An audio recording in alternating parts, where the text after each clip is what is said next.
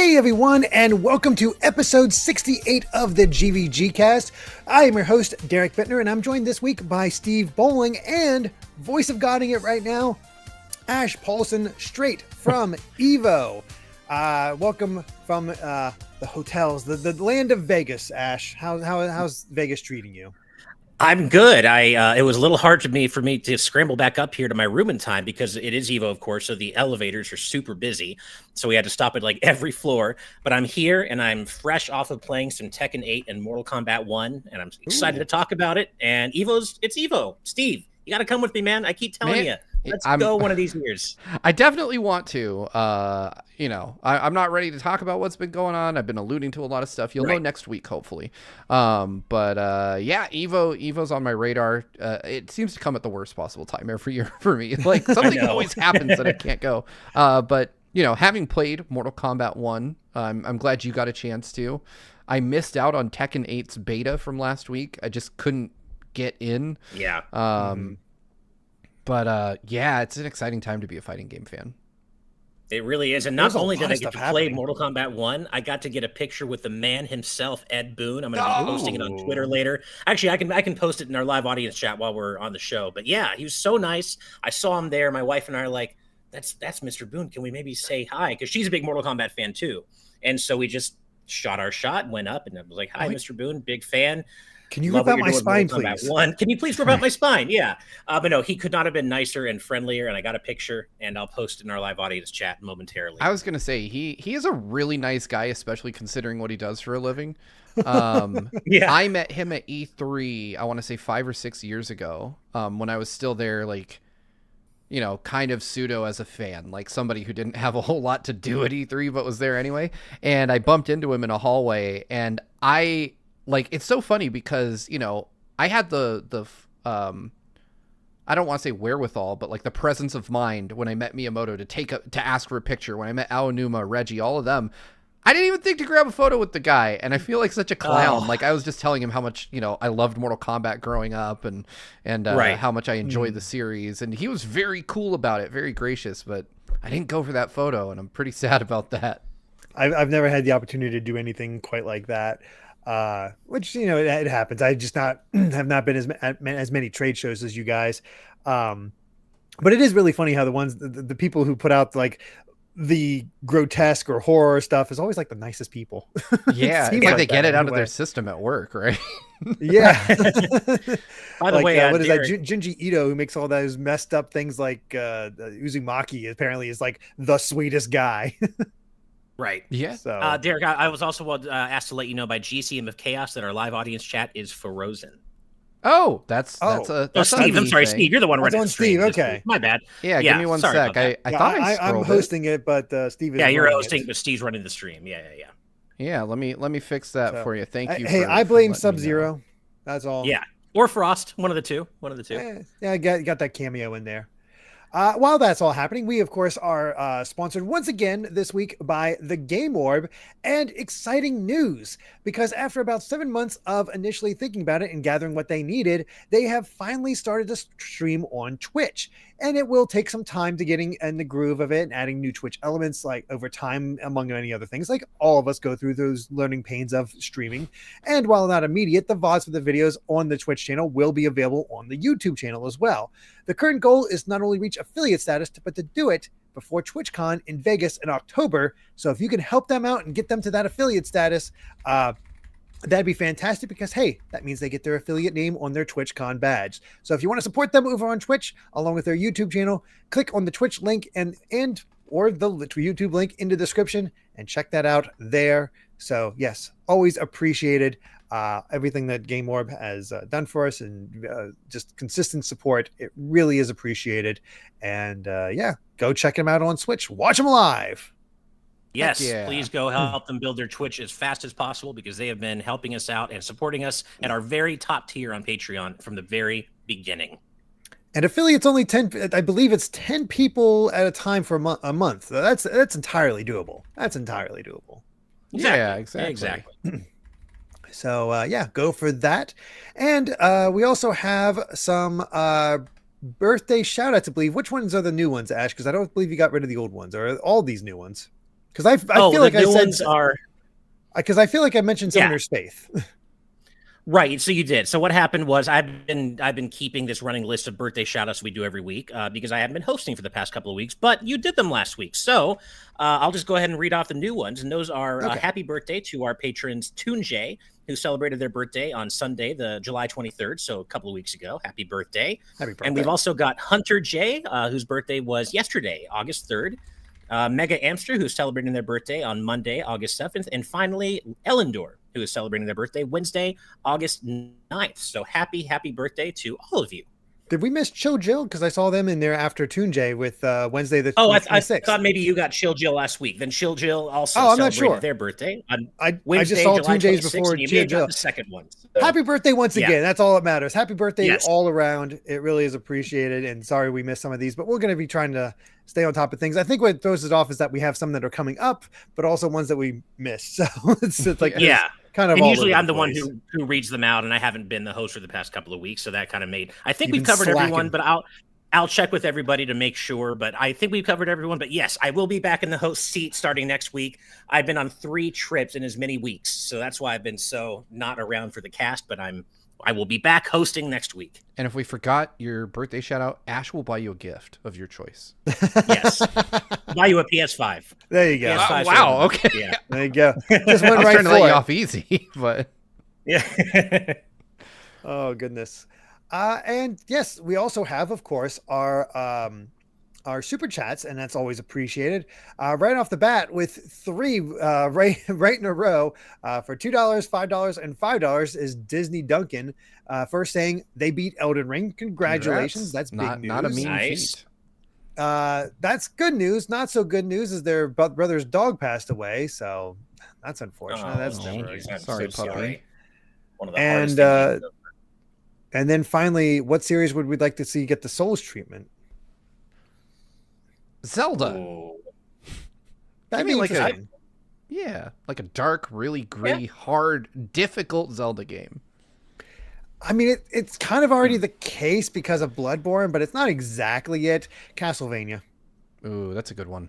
That would work for Castlevania. Oh man, I was going to say Metroid, but we kind of already got that with Dread. So, I mean, it's obviously a platformer, but I think Metroid would be ripe for a 3D action game with that kind of style. Kind of go. I guess Returnal's more of a roguelite. Yeah, Metroid. I would not want it to be a roguelite, but I think Metroid could be an interesting take on that genre. Yeah, I think so. Frequent Postron says Zelda already got the Souls treatment. It's called Breath of the Wild. And Steve said, I don't think the difficulty's high enough. I tend to agree. Tears of the Kingdom actually is harder than Breath of the Wild. And even that, once you get to a certain, level of strength and heart containers and stamina and stuff, you can pretty much cheese the game. Yeah. And Soulsborne has its own kind of flow that you kind of follow. Either way, thank you so much for all those, Disney Duncan. And next up is Dion Hugh with $5 saying, don't forget to talk about the Nickelodeon All-Star Brawl 2 gameplay trailer. And for a fun question, what Pokemon team would you like to build to bring into battle? I've not seen that trailer, I'll be honest. Yeah, I have not seen it yet. I had to watch it tonight after I was back in the room like I am now. I mean, I saw the leak of the characters, but that's about it. Right. And they did reveal. Actually, I think I might have seen the gameplay trailer, and it looks like All-Star Brawl with some new features. That's about it. I think we talked about it last week. Yeah, we did. I'm going to stealth. Well, this is the trailer they released today. It's like a new trailer. And, I'm going to stealthily watch it while we're talking. Okay. And then what Pokemon team would you like to build to bring into battle? I mean, that's 6 Pokemon right there. That's a lot of Pokemon to do that. We'll probably hold off on that one for now because mine would include Vaporeon because Vaporeon is my favorite Pokemon of all time. So. That is a good choice. I will give a one-word answer and I'll just say Evolutions. Like I actually have that team. Yeah. You just need to drop a few. You can't just have 6. Yeah, anymore. I don't have enough room for a full team, or I don't have enough room to fit all the Evolutions. But it would be all Evolutions because I just like the idea of theming it that way. I don't know why, but Drapion is always like a cornerstone. I like the poison dark type. I think that's a cool one. They bring in. Mm-hmm. Yeah. So one thing I would like to point out off the bat, just about this Nick Brawl 2 trailer really quick, I forgot to mention, movement is now analog. One of the things I could not stand about Brawl 1 was that movement was digital, but now you can it's like in Smash, you can walk or move different degrees of speed into running. So it's fully analog movement now, which I think will go a long way toward making it feel a little bit more like Smash. Yeah, I think that's probably the goal of this one, is make it more like Smash. Yeah, definitely. I hope so. That would probably help it a lot. Yeah. Next up is Jaden Buck with $5 saying, crazy question Fridays, crazy question number 93. If you had to keep your home temperature the same year round, what would I leave it at? 72 50 to degrees. 75. Yeah, 50 to 55. Probably around 72-ish. I think that's probably fine. Damn, man, 55, that's cold and expensive. Yeah, because you know me, I love the cold. Now, of course, I would be single forever. My wife would never, ever go for that. But if I was just batching it up, living by myself, it would be a constant 50 degrees for me. I would never visit you. Most people probably wouldn't. But I you don't even need a fridge at that temperature, man. You can just leave your food out. Y'all know, I love my cold. I feel alive in the cold. As opposed to literally everything else. I was a real thrill in the muck tuck eating contest, like Vulcan Raven. Oh, there you go.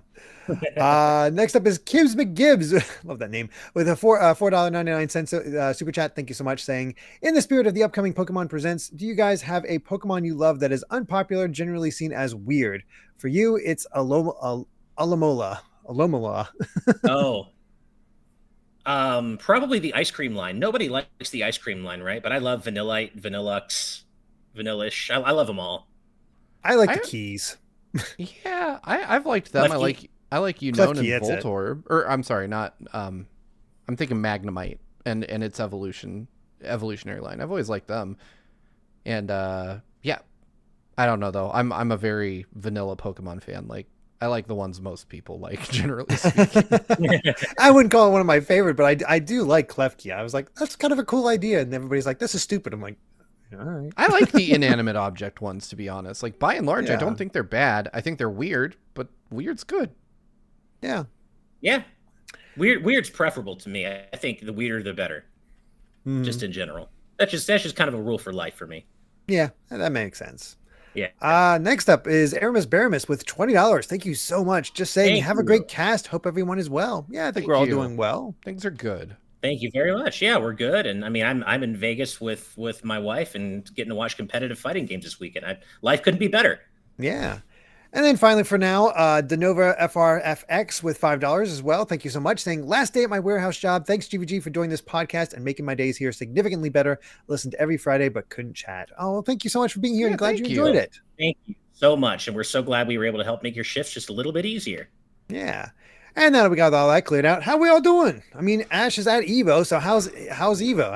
How you got to play Tekken? You got to play Mortal Kombat. Thoughts? Just real quick thoughts. Yeah, and so, I mean, I'm very much a button masher in Tekken. I love Tekken. I love the presentation. I'm not good at it, but it was fun. I played June. I've been waiting for her to come back in Tekken for quite a while. Always loved her as a character, so I played her. Just barely edged out the win over my wife. My wife is actually pretty decent at Tekken, and I am not. So I very barely. It was like within one hit, I got the win. But it's fun. It looks great. I can't wait to hear that music. As we all know, Tekken music slaps.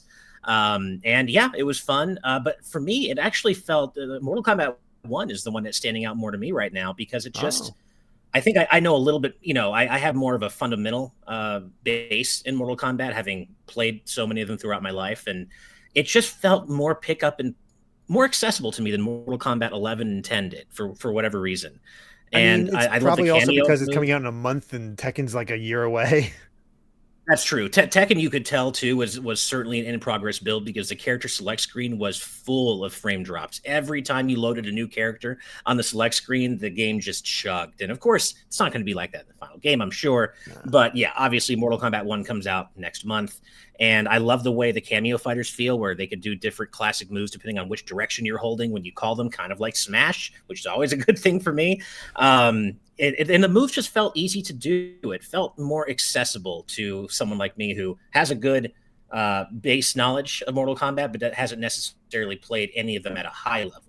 It just felt very pick up and play to me in a way Tekken 8 didn't. But then again, Tekken is kind of known to be the most complex of all fighting games out there in certain ways. So yeah, I had a lot of fun with both of them, unsurprisingly, but Mortal Kombat 1 was the more approachable one, I would say.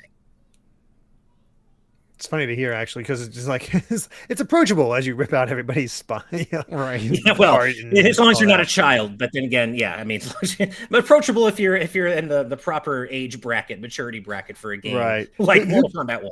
Who'd you play in Mortal Kombat, by the way? I play Johnny Cage and Lee May, and Lee May was a lot of fun. I really liked her movement. She's got a lot of cool, she got a really cool kick special. She throws like energy, like Japanese energy lanterns, like Japanese style paper lanterns, but they're like made of energy, and she like throws them up into the air to catch, like they're like, it's like a good anti-air move. And just her movement in general is really fun. I think she's going to be a character I go back to a lot, because I'll definitely be picking this up at launch. My wife loves Mortal Kombat, we're going to be playing a lot of Mortal Kombat 1 together. That's nice. Awesome. I'm excited to hear that, because in the build I played at Summer Game Fest, there were only 4 characters. Like, there was almost nobody available to play. And Lee May was not among them. So that's kind of cool that you got to play some characters I haven't tried yet. MK1 is a day one for me, too. Pretty easy on that one. Yeah, definitely. I'm curious about the story, but I'm probably not going to be picking it up. I just don't have the time. I'm currently working my way through Final Fantasy 16 very, very, very slowly. I just finished the forest area that you go through when after you first meet Sid. So that's I want to play it. That's my next one to crack. I'm still in Zelda, because Zelda's never I mean, I have Zelda waiting for me as well, but I just haven't had time to play that either. It's been tricky. So I'm getting there, but that's also why I'm not buying anything. It's like, I need to beat Zelda and I need to beat Final Fantasy 16. I've at least done, I finished up the story mode of Street Fighter 6, and I don't think this is a spoiler. It is really funny to me that, like, you see JP do the evil crap he does at the end of that game, and then he was like, it's like, teach me. I saw what you just did, but teach me and do the same thing to me. That makes sense, sure. Right. Oh. Yeah, no, that Street Fighter 6's World Tour mode is something I still need to really get back into properly. I've done some arcade mode in SF6, but I've just been so stuck in Zelda, and I'm trying to, I want to get through that. The rest of that, I'm getting closer. I've now done 3 of the regional phenomena. Nice. So I'm getting closer. I've done so many of the side quests, basically all the shrines and light routes. So I'm closing it. And but then Sea of Stars comes out at the end of the month, and that's a huge priority for me. So that's the kind of game that I would drop everything for, because it is so thoroughly Chrono Trigger inspired. So that's a game that I'm going to be basically dropping everything for when it comes out. Yeah, I'm going to be honest. I'm probably going to skip Sea of Stars. Like, I think my next game is Spider-Man or Super Mario Wonder / Sonic / Spider-Man. Well, me too, but I mean, that's not until end of October, though. So I feel like there's time. I had the time, and then that's great and all. But again, I have Tears of the Kingdom. I have Final Fantasy 16, and I whenever Amy streams it, I'm going to be playing Future Redeemed as well, because I need to beat that. Oh, right. I still need to go back and finish that, which breaks my heart. Oh, Starfield too. I am. And now people are talking about, if there was like no buzz at all for a while. Now everybody's talking about how amazing Baldur's Gate 3 is. I'm like, what the hell is up with this year? All it took was the sexy bear trailer, apparently. It really is. They showed the bear scene, and that's it. That was that. And they're all huge games. That's the thing. None of these are short. No, I know.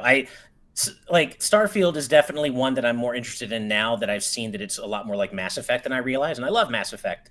But obviously, and I think I apologize to Becca, but I think she already also knows that Sea of Stars would come in, well above almost anything, including Starfield for me, because again, it's a love letter to those, to Chrono Trigger, Illusion of Gaia, FF6. I mean, that's just, you got me. You can't.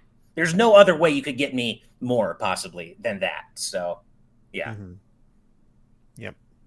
So, I mean, that's about it for me as far as gaming's concerned. I haven't had time to do a whole lot of that, but I mean, I did see at least Amy and I got a night. We got a babysitter for Kai just for one off time, and we got to see the Barbie movie at least. So I finally saw a movie in theaters for ages. Oh. It was Barbie, so I'll take it.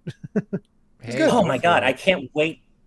I can't wait to see Barbie, but you did remind me. I can't believe I almost forgot about this. On opening night, my wife and I went to go see Teenage Mutant Ninja Turtles: Mutant Mayhem, and it's so good. I heard it's really good. Ash liking Ninja Turtles. Get out of here! I hear it's the best Turtles movie since the original, like live action. It is. There's a lot that I love about the Imagi Entertainment movie, but to be fair, it is the best TMNT movie since the first one. That said, Steve, you know how much I love TMNT, but I will be the first to admit that, like, Secret of the Ooze hasn't aged well at all. Turtles in Time is crap.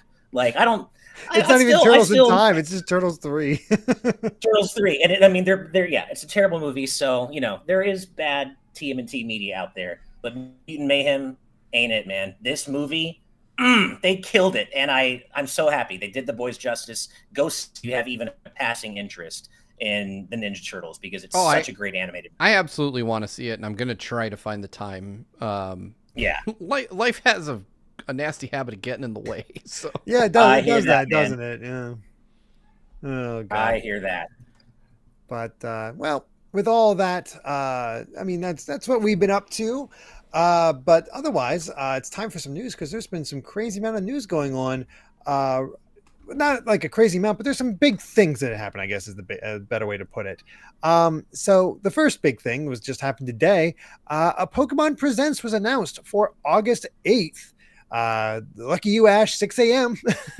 Oh boy. Hooray! August. Yeah, that's going to be fun. Yeah. Fortunately, that's Tuesday, so I can make it because Monday we'll still be in Vegas. We're driving home Monday. So okay. Tuesday though, I'll be home for, so all good. Yep.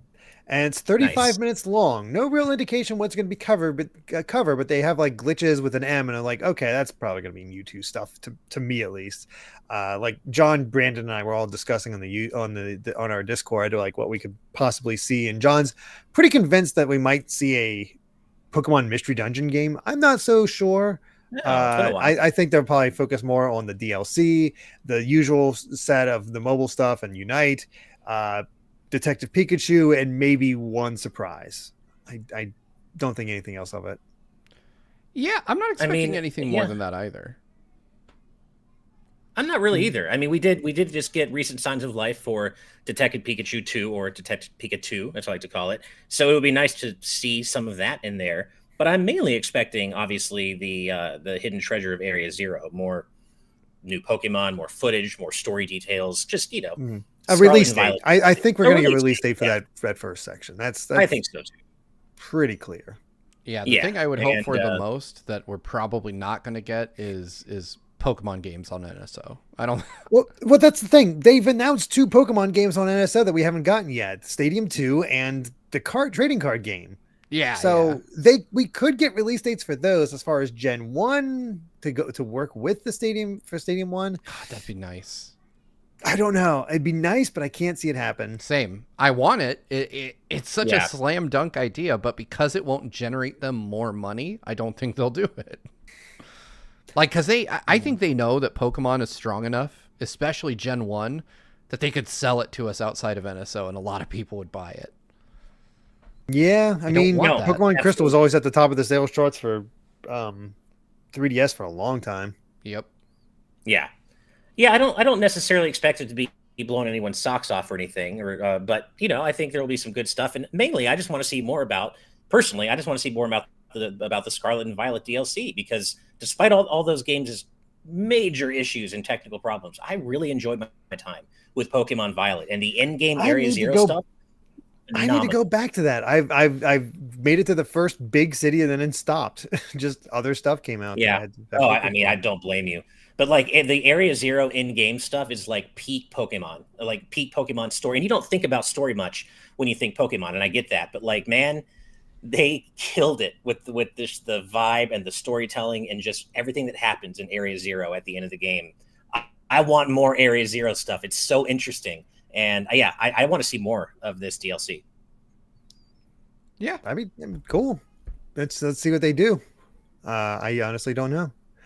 Performance patch, yes, that would also be nice, Becca. God, that would be nice. I don't think they're going to officially announce that, but it might just be part of it. Like, here you go, this sort of thing. It comes along with this, or right. We'll have this update to go along with the DLC. That sort of idea, maybe. Right. So we'll see. Yeah. I don't know.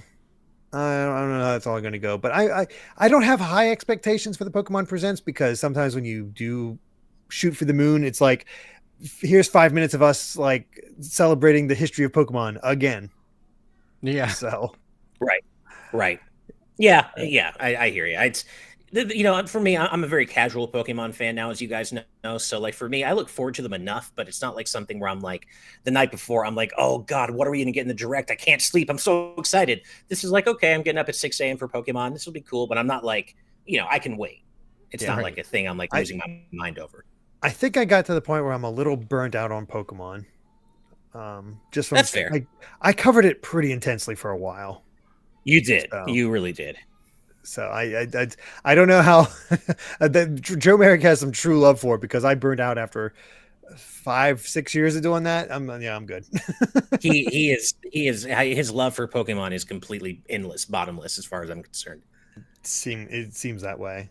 So yeah, and by the way, I did just post my picture with Ed Boon. Yeah, good picture. Live audience. Yeah, and super nice guy. And he's rocking that teal shirt. Oh yeah, looking good. The man.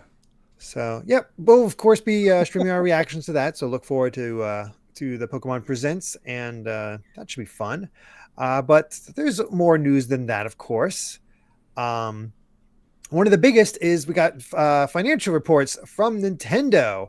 And the biggest news that everybody's talking about is the fact that Tears of the Kingdom has already sold 18.5 million copies worldwide.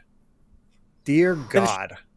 But guys, it's just DLC for Breath of the Wild. It's very successful DLC. I mean, who's surprised? It's Zelda.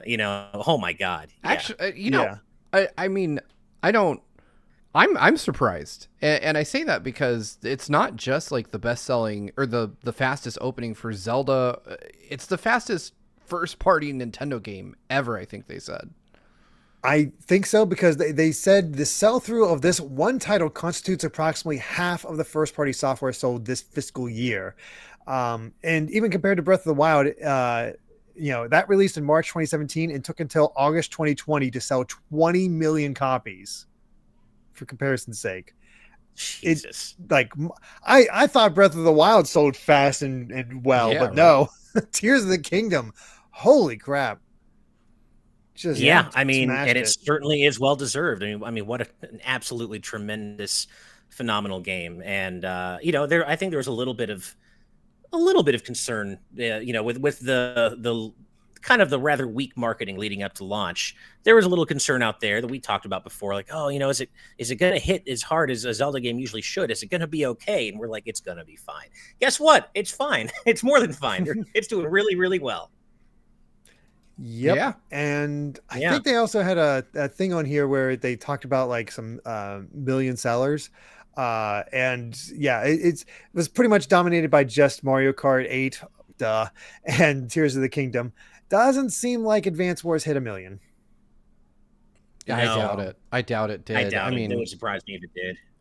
It was an underwhelming release, in my opinion. Advance Wars is fun, but it feels like they didn't do all they could have done with that.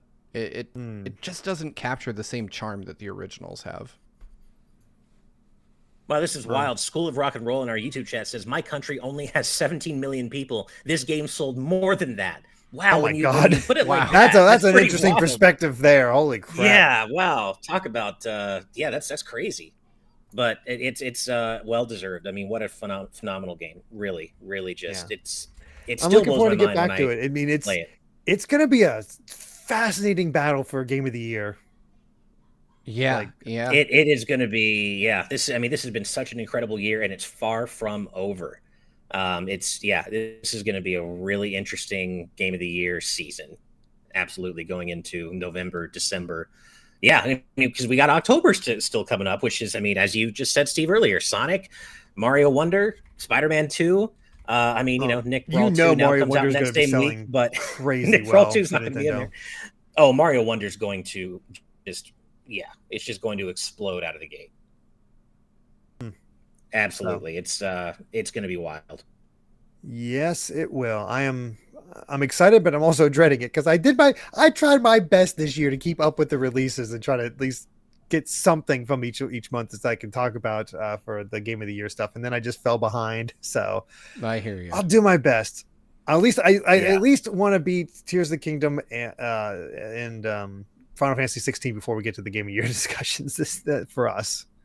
So we'll see. Definitely. I have to play 16. I cannot go into our Game of the Year discussions, season, all of that without having played the next big mainline Final Fantasy. So unfortunately, as much as I really do want to play Starfield, if I'm not able to knock out 16 before Sea of Stars comes out, man, because there's nothing else coming out in September that I can think of off the top of my head that I really have to play, September might be my catch-up month, and that means FF16.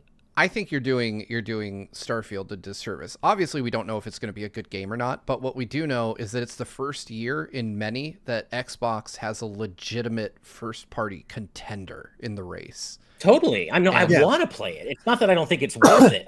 First party by technicality. Well, yeah, by technicality for sure. Yeah, but I just have to pick and choose. And personally, FF16 is a little bit higher on my list. But if I could have a pocket dimension that I could have infinite gaming time, Starfield would be in there. Well, Starfield is just not my bag because it's too big. I am intimidated by that. Well, completely. I can assure those of you that are watching, I will play through it for us, and I bet John will too. Honestly, John likes Xbox quite a lot, like I do. So I would say we'll have at least two of us when it comes time to battle it out that have played through. I'm not sure I honestly don't know if Brandon or Daniel are interested in Starfield, but I would wager good money Brandon would be. I'm going to play as much as I can because I watched that direct. I was from an airport, but I watched that direct while we were reacting to it, and it was so Mass Effect, and I love Mass Effect to death. So you got me there, and so it's just a matter of how much of it can I play, but I'm definitely going to play it. I see our chat revolting against specifically you, Ash. Somehow Derek got away unscathed, but I do want to point out. Not Caitlin. What did I do this time? Got my feet to the fire. I just want to take this opportunity to point out. Patreon.com/GVGaming. We have a Fight a Founder tier. You can force these guys to play Starfield. You can. You totally can. That's what's happening with Ash and Persona 5. So. That's what I'm doing, yeah. And I'm having a great time with Persona 5. But again, just a game that I would not have had the time to play otherwise in my own free time. So see, I like it. Just book them. You want them to play a game for Game of the Year. You have the power. Yeah, you do. You can make me do it. Just please don't make it. Just don't book me for Mega Man X7, please. Please don't do it. Yeah, please book them for a game that came out this year. You're helping everyone. Yeah. Right. Don't give people ideas. Gosh. That's what I'm trying to do, Topaz Pikachu. I'm trying to do exactly that. Oh man. But yeah, no, I am looking forward to Starfield. I'm going to play it. It's just a matter of how much of it I'm going to play. Because I just don't have the ability to play it all. As Hannah said, I put my time into the biggest Zelda. Yeah, and guess what? I'm still playing it and having trouble getting to it. Right. So we'll get there. Well, and that's kind of also the thing. And this isn't Starfield's fault, but maybe like you, Derek, I kind of have giant game fatigue right now. Like after Zelda, I'm kind of glad that FF16 is like a 40-ish hour more wide linear experience. I'm kind of worn out on giant, seemingly endless games right now. I don't know if I want to go from massive endless game to massive endless game back to back, Yeah. No, I get you. That's why Wonder is kind of in Sonic is kind of appealing because it's like, hey, I know these games can't be that long. So live audience chat is exploding. Caitlin, no, you cannot change your Fight a Founder. It's locked in. That's not true. I got moved to Dead Space, and I nearly shat myself playing that. So you did. You did. I'm just saying, if I can do Dead Space, Ash can do Starfield. Into the Starfield. I thought Caitlin was talking about X7, not Starfield. Please, if you want to change to Starfield, you got it. You can do whatever you want, really. Please don't really. As long as we have the game or access to the game. Yeah. I will say that's our one rule that I think we've never discussed. We have to have the game. Yeah. I mean, I like, if you want, you can purchase us for it. We're not going to force you to, but it's like, I don't have the extra money to buy this stuff. And I just had a very, very, very kind person purchase Tekken 7 for me so we could play together because they really wanted me to play Tekken 7 with them.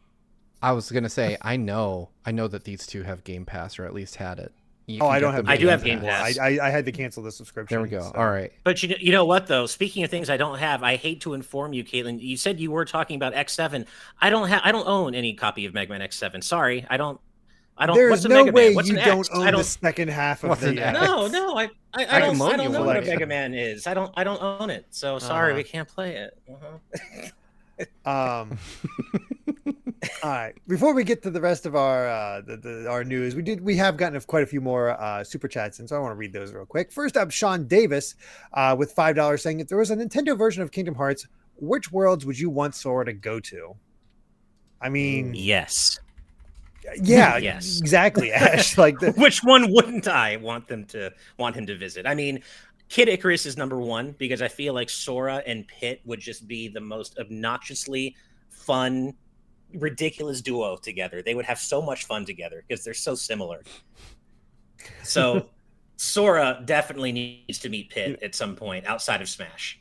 You know what? I'll give you one. I want them to visit Duck Hunt, so Donald gets hunted and you have to protect him from the unseen hunter the entire time. Oh man, that's pretty dark. Okay, I know, but it's just a hilarious. It's like it's a Looney Tune situation, but it still makes me laugh. I like just want Sora to get stuck in Wario World, so that he's trying whatever he's trying to do. Wario's just digging in his nose and farting all over the place while Sora's doing it. Could do WarioWare, which work in those games for the just Kingdom Hearts flavored for the WarioWare mini games. That'd be something. There we go. Oh god. Oh man, I don't want him to go to the classics. I want him to go to the weird ones. There you go. Yeah. Icarus for sure. Let him visit the Rhythm Heaven universe just so Sora can be in a rhythm game that isn't Kingdom Hearts 2's Atlantica. That is really actually great. Oh, we got to get that water level in there, so he has to go visit Legendary Starfy. Right, that's true. I would okay. As long as there's no rhythm element, that's true. And yes, I know people are going to say Miracle of Melody of Memory. You play as Kyrie in that, so I'm not counting it. But yeah, technically. Yeah. All right. Next up is Shannon Wape with $2. Thank you so much. Saying, who really wanted to compete in Street Fighter 6 Evo? Not me. I enjoy the game, but I would not do well. So I love Street Fighter 6, but I'm not that competitive. I would lose. So you know what? I'll just take my ball and go home. I mean, exactly. I love the game, but I couldn't compete in it, and I wouldn't even want to compete in Smash as much as I love Smash because I'm really hard on myself, and I want to keep the fun in the games that I play. And if I were to take Smash to a true competitive level, I think I'd stop finding it fun because I'd be really hard on myself. And I like to keep the fun. And the older you get, the less you enjoy. And I'm really trying to keep that enjoyment in Smash. There you go. Yeah. Next up, Game Belt Summit with $5. Thank you so much. Saying, hey Ash, whenever you can, I dare you to fight the level 50 dragon under level 37 in Final Fantasy 16. No pressure though, if not. Whew. I mean, see if that happens. If there, I'll give it a go. Sure, if I can make it happen, I will. Yeah, that's going to be the kind of game where I think I'd beeline the story as much as I can. I'll do as many side quests as I can, but no, it's more important.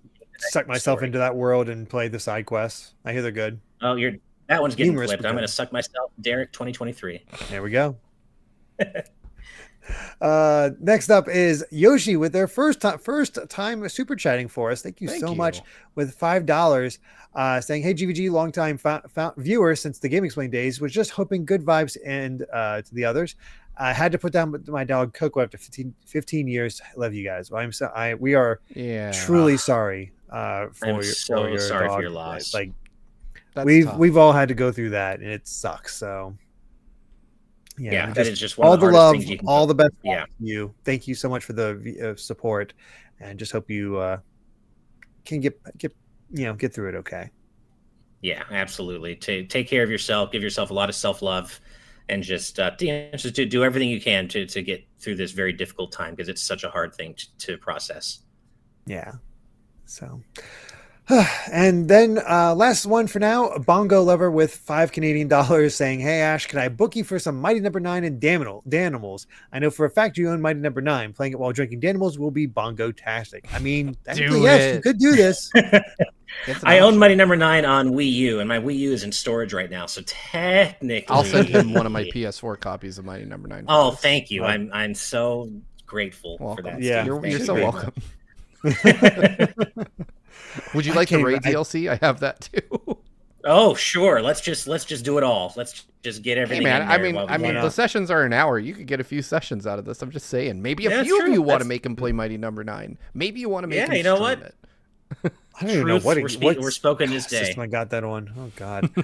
Anyway, back to the news. So, some of you might be confused, like, The Switch sucks. That doesn't make any sense. Nah, that's an in-joke among all of us, and maybe probably other people out there, because there's all kinds of rumors going on right now about the Switch Successor and how it seems to have started going out to devs, which is leading to a lot of these rumors and potential leaks and talks about what it might be. And the general vibe seems to be that it might be coming in late 2024. So that's interesting.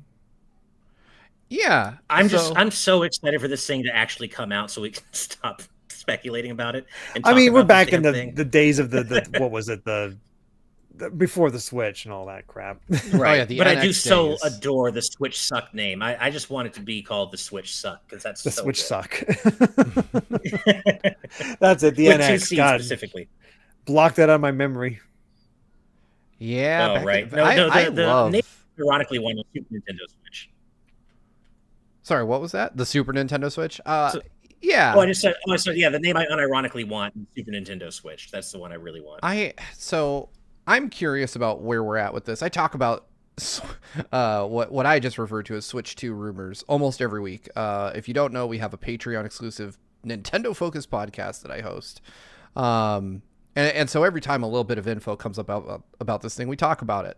And this week we'll be talking about this same thing, like the dev kits supposedly making their way out, which I don't think is surprising at this point. I'm honestly a little surprised that we're just hearing that it's happening now, especially targeting like a late 2024 launch. What's telling, I think it was VGC, who, again, I don't doubt them here, to be honest, but I also want to remind everybody that these were the Waddle Dee's nose guys. Like, these were the guys that got hosed by John. So, yeah, fistful of salt with anything that's not confirmed, please. But I think they're right on this one, and I think that, you know, the way they describe it, it still has handheld mode, they say, which confirms that it's a hybrid console of some kind. And that still has a physical game slots. So that's always good. Yeah, they confirmed physical games. Which leads me to believe, again, when you take this along with what we got in the last direct, that mouthful of a title, that word salad, Princess Peach starring in a brand new game, or whatever, that they put it out on the financial report the same way, which was hilarious. That to me screams either that this gen is not ending in the way traditional gens end, or that this is, you know, we're already seeing potential Switch 2 launch games just not being named as such. The same way we saw Zelda for Wii U, which became Breath of the Wild, right? Right. So I think that we've inadvertently seen the first crop of games that are coming to this new successor, and I think personally that it's just going to be it's not going to be a generational change in the way that we're all used to at this point. Like, it's going to be more Game Boy to Game Boy Color in terms of how they handle the software library than it is, say, PS4 to PS5. I know we're hearing backwards compatibility, but I think that's just because that's what we know. I personally think that these are all just going to be Switch games. And I think that they'll, like, the stuff coming out on the new thing, at least for the first couple years, will still work on the original Switch. And then eventually they'll just... I mean, that makes sense just to have that the crossover. The diehards will pick it up, and the people who don't need to get it right away will pick it up when that big exclusive does come out. So yep, I think it makes sense. I don't know if it'll have any kind of crazy gimmick or anything like that.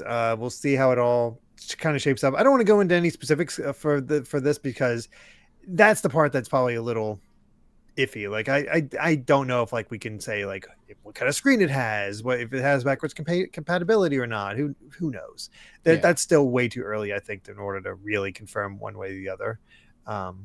So just wait on that. But the rumors are starting up. Be prepared. Get ready for all kinds of concepts to leak and all that stuff. So we'll see how that all comes together. I mean, even now you can't escape, like, all the fan mock-ups of whatever this thing's going to be. Like, they're all over social media now. Oh, I've not actually seen any of those, but it doesn't surprise me at all. Man, every day I see a new one on what was once Twitter. Oh yeah. I mean, you know, I'm sure we'll probably, as these rumors begin to coalesce and we get some slightly more concrete details or seemingly concrete, we'll probably do a discussion about it. It's just everything's a little bit too in the air still. for us to really have a lockdown discussion on it. But I think that's something we're going to do. It is, for me, this phase of like the specifically Nintendo, the pre-Nintendo console release cycle is equal parts hype and tiring for me.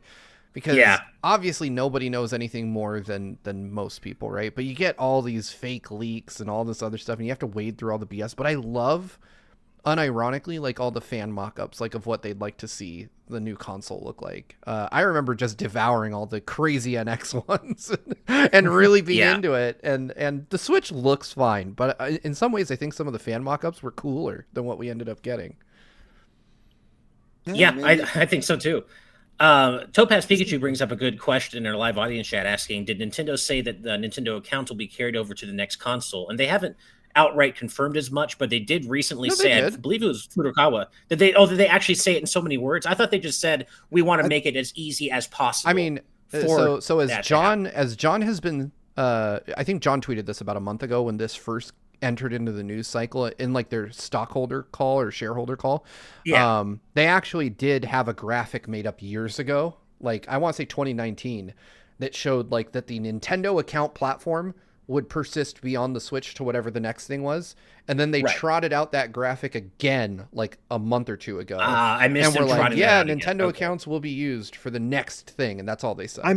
I mean, it makes sense, especially since they have NSO now. Just carry the NSO over. Oh my god, I love that. Like I saw they wanted to. Oh, sorry, go ahead, Steve. Oh, I was gonna say NSO makes a lot of sense because now they have like a subscription-based service that provides stuff, and I think don't have to go through the same drip feed anymore. We can have a different drip feed with other consoles. Exactly. Yeah. And Nintendo made the eShop, right? And they basically said when they made the Switch eShop, when they moved from Wii U to Switch, before we knew it was Switch, when they were still referring to it as the NX, that their intention was to make a multi-generational account and shop platform so that, and if it's backwards compatible, it makes sense. Like, hey, here's all the Switch games you can buy too, and here's like this section of the Switch games, here's a section of Switch Successor games. There you go. Right. And I think with how wildly successful the Switch has been, it behooves Nintendo. Like the Switch has a library of over 16,000 games. That's nuts. Like that's a lot of games. And if you can keep selling those games to people over the years as they move to different hardware, I mean, that's just good business, right? Like it's one of those few things where like the what the company wants and what the consumer wants are the same thing. Yeah, that's so true.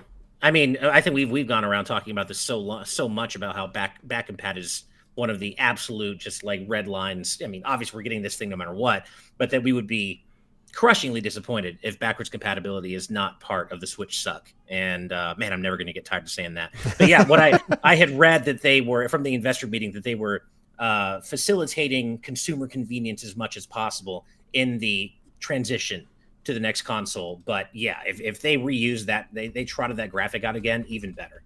Hell yeah. Yeah. We'll have to see how it all comes about. But there is one last bit of news here before we get to our Patreon topics. And it's just something that popped up on my feed as I was getting ready for the show. I'm like, you know what? This is cool. I like this. Because it's also kind of important because Street Fighter is getting ready for our first set of extra costumes for Street Fighter 6. Known as Outfit 3, they've revealed the costumes, the concept art for the new costumes for Jury, Marissa, Guile, and DJ. And I will link that in both the live audience and YouTube so you can take a look yourself. And this is important because I do watch Max's channel a lot now, and he had mentioned how if it was not for the sales success of Street Fighter V's costume DLC, all that content would not have been possible that made the game better over time. That's what funded that further development. So these kind of costumes is kind of important for the bottom line and just helping the game develop further. And I got to say, I love every one of these. Like Guile looks awesome. Marissa looks like Cody. Like Cody's Guile. Yeah. A little bit like that. Just got those chaps for the jeans, kind of the bottom for his jeans. Marissa's is straight out of her ending of her for our arcade mode, and I love that style of hair for her. It's just amazing. The wedding dress, the Jury onesie is amazing. Like it's just hilarious. Like it's be funny to see that thing move. And then DJ is just, I'm sorry, that's pure DJ. I absolutely adore DJ's outfit here. And those glasses are perfect. DJ is, I love his design in Street Fighter 6 in general, but man, this costume is everything. And it's my favorite of the bunch, but I also really like Marissa's as well. Yeah, that's tough for me. I think I like Guile's the most because it feels like the most radical redesign of the character. Like his iconic hair is just gone, you know? Like, I mean, it's pulled true. back, and I've never seen Guile that way, and I really like that about him. It's a very different expression for Guile. But I would say DJ's, I think, will be the cooler one to look at in game because I imagine the lighting effects playing off that that crazy suit he's wearing will be really cool to watch.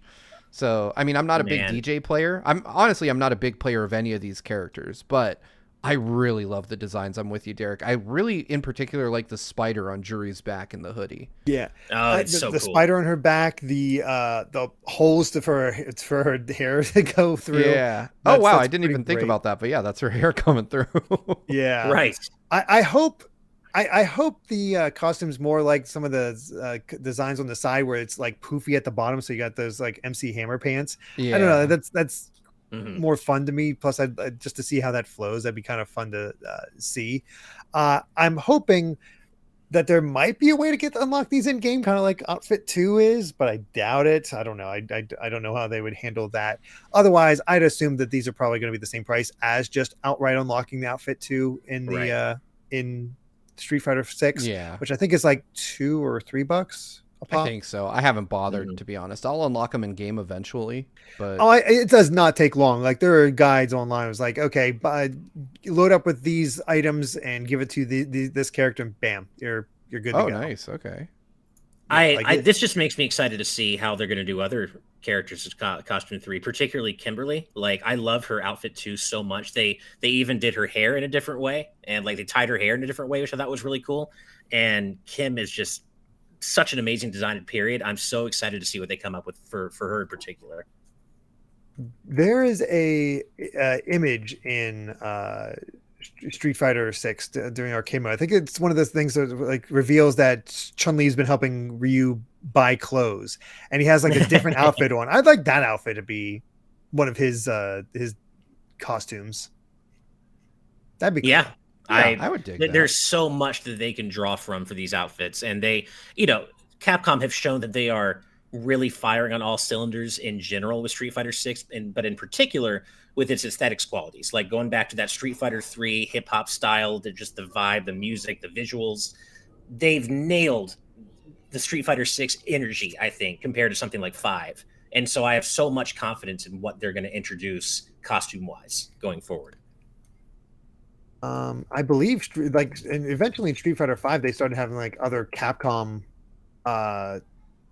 properties as costumes. They did. I believe like even a few Mega Man costumes. Yeah, I think Airman was a Rashid costume, wasn't he? Yeah. Yes. Yeah. So they even had some Mega Man costumes. Yeah. We had Mega Man, Airman, Gutsman, and Roll. That's so good. Who was I don't remember Mega Man. Who was Mega Man a costume for? Ryu. Oh, Ryu got Mega Man, okay. Sakura got Roll, Balrog got Gutsman. So there you go. Yeah.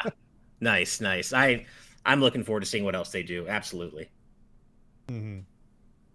Agreed. But yeah, that was just a fun little aside. Yeah. So yeah, that is it for the news for this week. Before we jump into our patron topics, let's see if we got anything else going on here.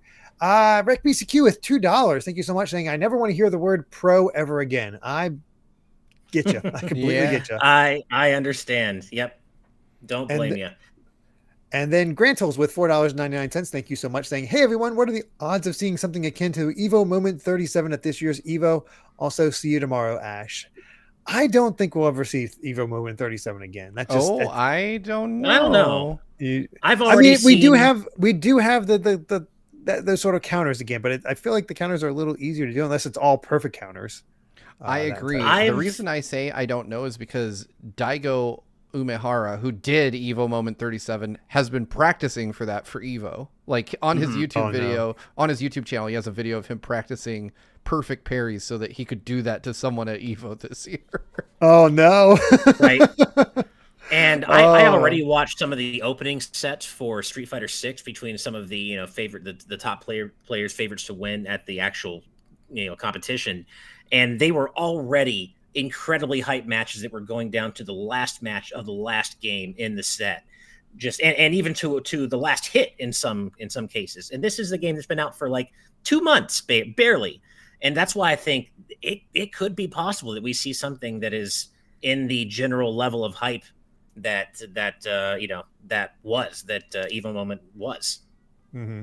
Yeah, we'll definitely have some Evo news to talk about next week. We'll definitely gonna get some stuff concerning probably Guilty Gear Season 3 characters. Might have a look at Aki potentially during Street Fighter 6. I can see that. Maybe get Garo, that sequel. That'd be something. Right. Footage of that finally. Yeah, there's a lot of potential here, so we'll have to see what comes out of Evo. I think most of those aren't going to happen until like tomorrow and Sunday, though. Yeah, I mean Sunday would be the one for the big Street Fighter 6. If they're going to show, the next Aki, or that would be where they would do it, is on Sunday, because that's where the big finals are. Yeah. So and see you tomorrow, Grant. I'm looking forward to it. Yeah. All right. Well, let's go ahead and jump over to our Patreon topics this week. And Ash, why don't you start us off? Okay. I'm not used to be going first because I'm usually hosting. So So my topic this week comes from Disney Duncan Metcalf. Thank you very much, Duncan. And your topic was, what would be another iconic gaming moment that could rival Sora's reveal in Super Smash Bros. Ultimate? Which that's a pretty high bar. But I mean, I think I probably am going to say something that you both will at least have in mind, both of you. But Mega Man Legends 3 getting revived as an actual game that's going to come out at some point in reality. If they brought it back, and especially if they brought it back with the demo that was supposed to go up on the 3DS eShop that never did, and we actually still got to play that prologue demo. Of course, that's more iconic to a specific subset of people. And not necessarily widespread like Sora and Smash, but still, I think just even if you're not a hardcore Mega Man fan, I think the overall story behind Mega Man Legends 3 and just the kind of everything that's been built up around that, I think that would be a pretty incredible, iconic moment. Man. Okay, so hold on. I have to pour a little water on this because I don't think that I think that Sora is cool. But I also don't think that it's like every gamer everywhere agrees. Right. It's not that common thing. I'm going to push back a little bit because I do agree, Steve, to a point. I do agree. However, Sora's reveal was pretty much the only reveal I think I've ever seen in the history of any Smash game other than Sonic, where even the haters who didn't want Sora in were like, yeah, you know what? He's not who I wanted. But that's a pretty damn good way to end it off. Yeah, really couldn't have. I mean, it's the fact that it was actually made people nice in Smash. I guess the better phrasing for it is like what impossible seeming gaming moment that actually happens would live up to being the same caliber. And Cutie Caitlin is also correctly pointing out that when Steve got revealed for Smash, Twitter went down. That's true. Yeah, overcapacity. That is true. That's not such a big deal anymore. Not anymore. It was a higher bar to clear back then. Yeah. No, Steve was obviously, and Steve has more, of course, mainstream appeal, of course. I think that points, that kind of points to the flaw in the overall argument, right? Is that it's a matter of opinion and perspective, right? Like, I didn't care that much about Steve getting in. No. I know we all were just kind of like, neat, good for Minecraft fans, right? And I was very much the same way about Sora. Like, even though I like Kingdom Hearts 1 and 2, I was like, neat. Like, I had no desire for him to be there. I couldn't think of someone better, but at the same time, I wasn't like over the moon, like popping, it's all on video. So you were not into it like I was. Yeah. I don't think anybody was into it the way you were. For me, that moment would have been FF7 Remake and Shenmue 3 getting announced within 5 minutes of each other. Oh yeah, that's definitely huge. I think I had a cardiac event. I mean, that was I guess by that my cardiac event was the versus 13 becoming 15 appearing out of nowhere, and then Kingdom Hearts 3, like that back-to-back moment. Yeah, I mean, and again, those are all more tailored to specific subsets of the gaming community than everyone as a whole. Like, as you guys were saying, Steve, like, I wasn't personally excited for Steve in Smash, but I was like, holy crap, this is a massive deal. Minecraft and Smash. Do I personally care?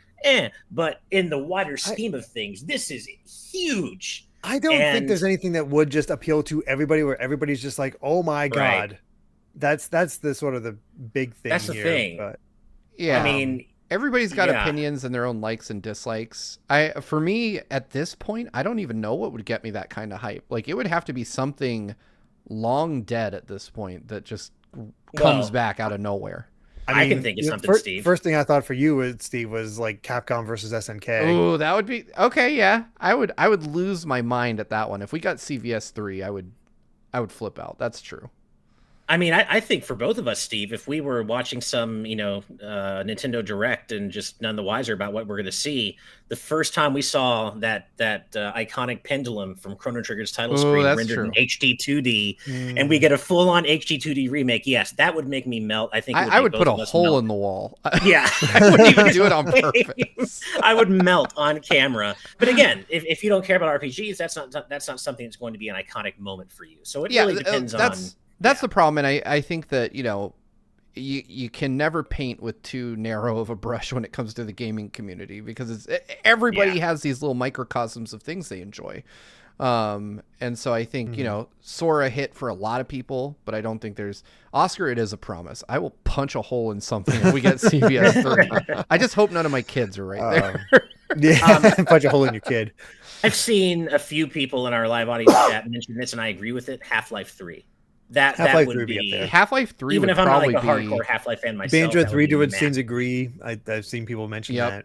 Banjo or Half-Life coming back would light the internet on fire. I would say those would be the biggest possible moments. Ector Coolest, that's a very good one. Mother 3 getting localized, that would be like, there'd be a lot of people losing their minds just because again, it's a niche game, but the fact that it's the impossibility that really sells it.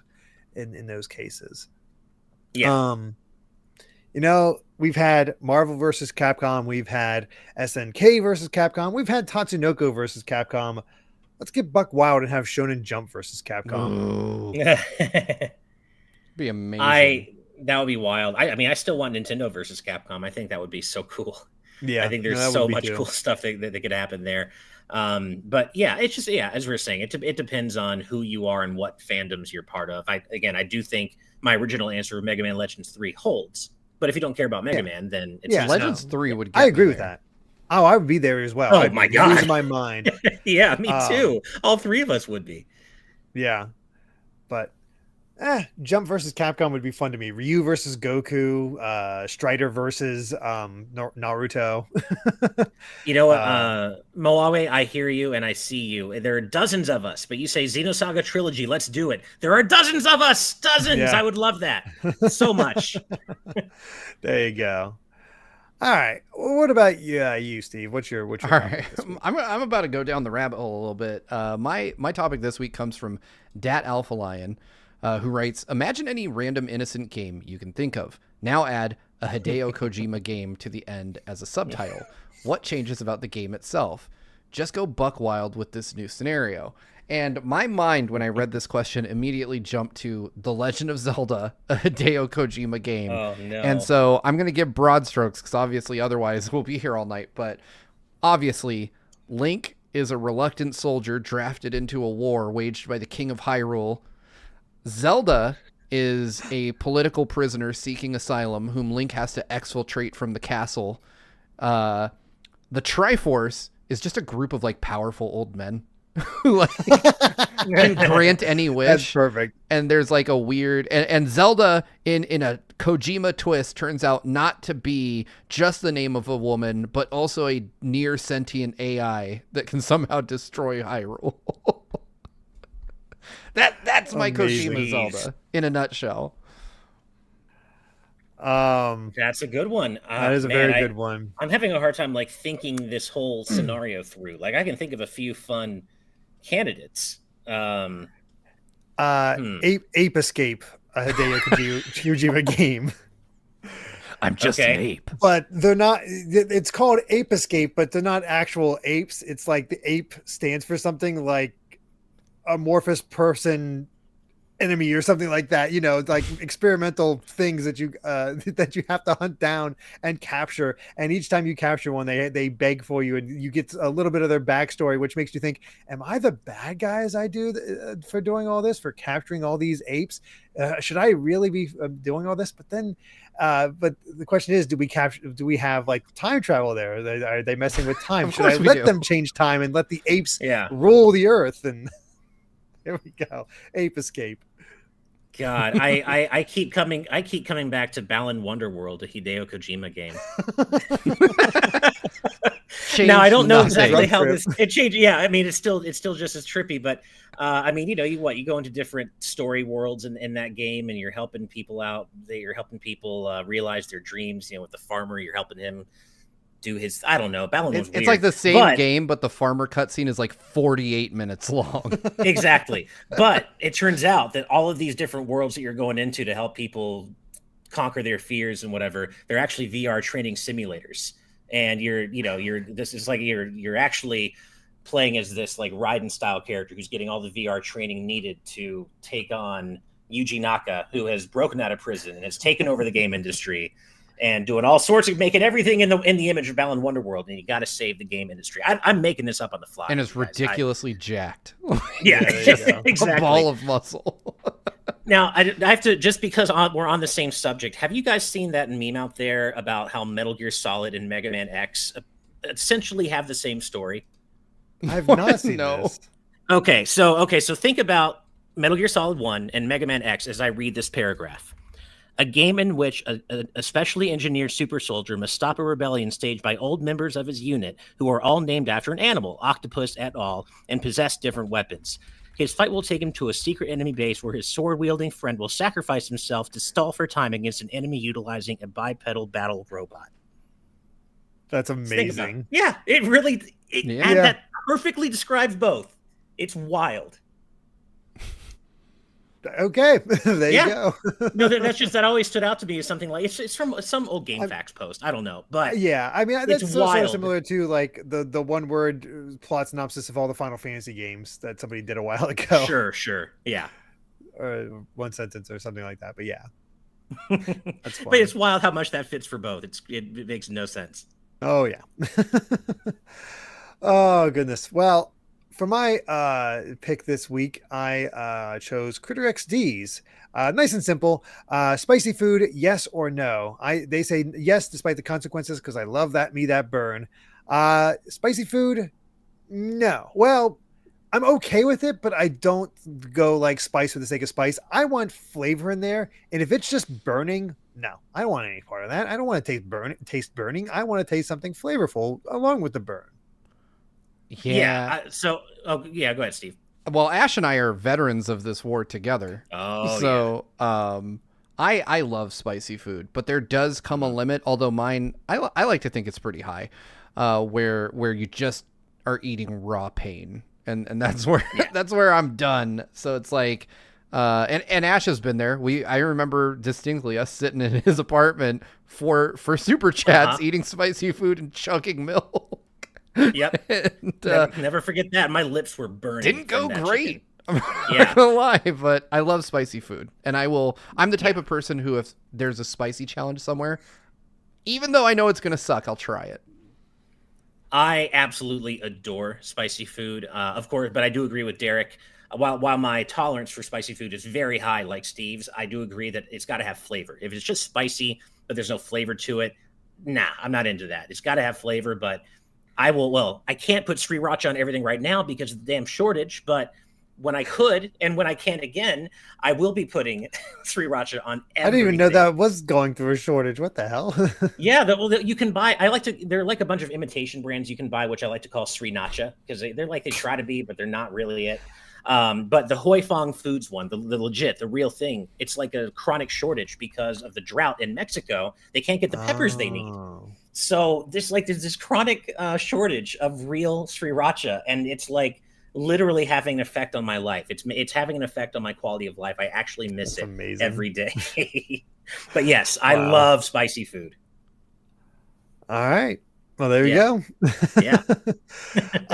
And then one extra one, just because we're going to keep this nice and short, but we felt we had to have an Evo question with Evo happening right now. And this one's from Jack Sammons. With it happening this weekend, what game in this year's lineup is the most fun for you to watch? Street Fighter 6, King of Fighters 15, Melty Blood, Guilty Gear, Mortal Kombat, Dragon Ball Fighters, Tekken, or Ultimate Marvel vs. Capcom 3? Steve, which one are you most excited to watch? Easy. I'm just so into the game right now. I just hit platinum. I'm very proud of myself. Oh, nice. Ash, you're there. Street Fighter 6, baby. I want to watch a bunch of them, and I'm going to watch Mortal Kombat tonight. But if I had to choose one, it's Street Fighter 6. And to be clear, that's MK11. If it was MK1, Mortal Kombat 11 I might actually watch that instead, since I can't play it. Yeah, I figured people would know that it's not Mortal Kombat 1, since it's not out. Street Fighter 6, though, for this year's lineup, easy. If I can find time, I'd love to watch. It'd probably be Street Fighter 6 as well, just because I'm most familiar with that. But I also like the fact that Marvel vs. Capcom 3 is there. I loved Marvel vs. Capcom 3 when it came out, so seeing high quality, the high tier play of that would be fun. And I've always been curious about Guilty Gear Strive. I've always been curious about the Guilty Gear series. I only ever played BlazBlue, so maybe look into that. I don't know. So next year, though, is going to be hard because we're going to have SF6, Mortal Kombat 1, and Tekken 8 to consider, and that's going to be hard. Yep, that'll be something. Yeah. All right. Well, before we completely end things off, we do have a few more super chats. First up, RecBCQ with $2 saying Hideo Kojima, Elmo's Number Adventure. We go. Just Elmo that's a really good cigarette one on the title screen. Yeah. Yeah. And then Disney Duncan with $2 saying saw Toy Story 1 in theaters. I did as well. That was a good movie. It felt like a shift. Yeah. That was a fun one. But yeah, I believe with that is it for this episode of the GVG cast. Really do appreciate everyone for being here. It's always a blast going through this, talk about the games we're playing and just all the other news. And of course, we couldn't be doing this without our wonderful producers. They just make this possible and are wonderful people all around for sure.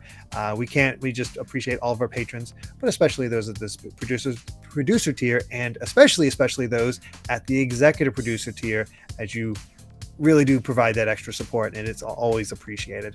And of course, those executive producers include Brandon Bovia, Cutie Caitlin, Fangs, Z Patty, Jess Bryan, Sky Blue Flames, Eastman 23, Adam O'Sullivan, Richard Herrera, Logan Daniel, The D-Pad, Vesmio, Blake, Critter XD, Joy Content, Angel Martinez, Vedron, Joshua Hunter, Benny Yao, Azran127, Black King, Joseph Ruckin, Geeky Griffin, Lucky Wonderfish, Wataniac, Top Dog 23100, Young Ben Kenobi, Doug Shomix, Andrew Medeiros, Brady Power, Darchi, Becca, Killamox, Sean Davis, Michael McCall, Matthew Wong, Goron Amber CPHT, Too Much Spaghetti, Bane 400, Ascaron 809, Rioner, Rain and Clouds, The Game Orb, Super Gamer Dude 101, Grantles, Ravelox, Rosa Pardo Bowling. Hi, Mom. See you soon, Mom. Skull Kid Tiger, Darksteel 01, Jason Uloa, Jaden Buck, Cystic Warrior 29, DJ Jurassic, Super Dank Awesome Unicorn Guy, Derek, Colin, Blaystar 25, Mumbling Yeti, Cameron Sharp, Keel, Moon Knight, Brendan Hesse, Hustlebun, Noah Fitterer, Calvin Atkinson, Brainchild, the entire state of Wisconsin, Jim Wakeland, Longboy Shiggy, Aramis Baramis, Dylan, Kyle the Monarch, Dad Alpha Lion, Lord Metarex, Blaze Collard, Eric, Caddy V Person 5, Peyton Thiel, Mega Beatman True Blue Reviews, Young Ant, Ryan Hanley, Somnia, The Game Jamie, and Danny Walsh. Thank you so much for all of your support to each and every one of you. Really does mean the world. And one last super chat from Disney Duncan with $5 asking, do we think Disney will ever be sold to another company? No. No. Yeah, there's a rumor that came out last month. I had to Google this because I was like, who would buy Disney? Who has pockets that deep? And they're saying the rumor is Apple, and I just don't see that happening. No, that seems like a weird move for both Apple and Disney. That doesn't make any sense. I don't see it happening. Nope. Disney makes too much money. But with all that said, thank you all so much for watching. We will see you next Friday for the next GVG cast, and possibly even before that, as we'll be reacting to the Pokemon Presents on the 8th. So look out for those, and we'll see you all soon. Till then, everyone. Bye. Bye, everybody.